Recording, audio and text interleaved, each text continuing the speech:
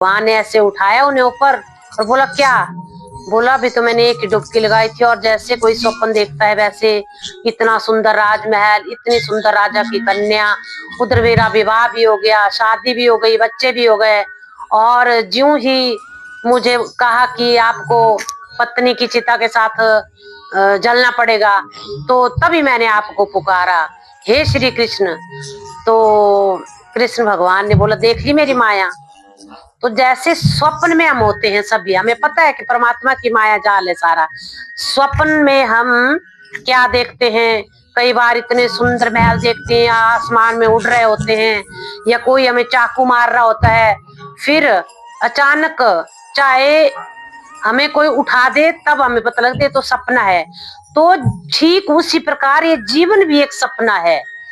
ये जो हम जी रहे हैं ये सपना है, हमें पता है सब मिथ्या है, हमें एक दिन यहाँ से जाना है। जैसे रेलवे स्टेशन पर हमें पता होता है कि हमने इस स्टेशन पर उतरना है, वहां का टिकट लिया जाता है। ठीक उसी प्रकार परमपिता परमात्मा ने हमें इस पृथ्वी लोक में भेजा हुआ है कि जाओ अपना कर्म करो। तो क्यों ना हम अच्छे से अपना कर्म करें और अच्छे से अपना जीवन निर्वाह करें, ताकि हमारा कर्म अच्छा सच्चा होगा तो हमें परमपिता परमात्मा की गोद मिलेगी, वह हमें अपनाएगा, वह हमें दुलार करेगा, वह परमात्मा में प्यार करेगा कि मेरा बच्चा जो है वो कर्मशील है, सहनशील है, सत्यवादिता के ऊपर इसने अपना जीवन बिताया हुआ है, और हम भगवान की गोद में बैठने के अधिकारी बन सकेंगे।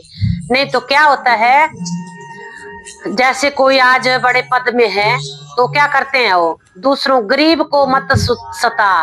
गरीब जो है वो गरीब सताए या भिखारी है उसको देख के हमें नहीं सताना चाहिए।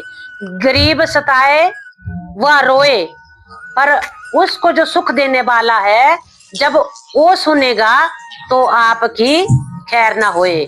तो इसलिए परमपिता परमात्मा के शरण में होके चलिए, उनके अनुशासन में जो उन्होंने नियम बनाए हुए उनके अनुसार चलिए, न कि नियमों का की अवहेलना करें और अपनी मनमर्जी से जो कर्म आया करते गए, और बाद में फिर क्या होगा, हमें वो जो यमदूत होते हैं उनके द्वारा कैसे आंका जाएगा, वो भी फिर क्या पछताए जब चिड़िया चुग गई खेत। तो इसलिए समय रहते अपने कर्म को कर्मशील होकर के, कर्मठ होकर के, सत्यवादिता धारण करके जीवन को व्यतीत करना चाहिए। सादर हरिओम।